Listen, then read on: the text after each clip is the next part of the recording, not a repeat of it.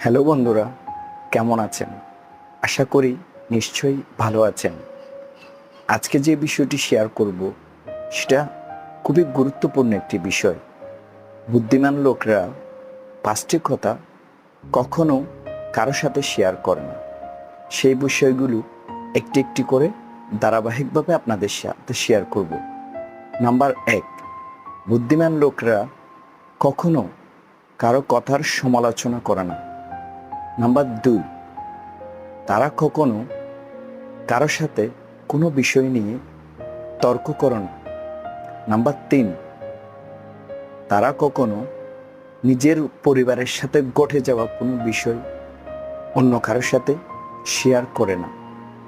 Number ৪, তারা কখনো নিজের দুঃখ কষ্টগুলো অন্যদের সাথে শেয়ার করে না। সবচেয়ে গুরুত্বপূর্ণ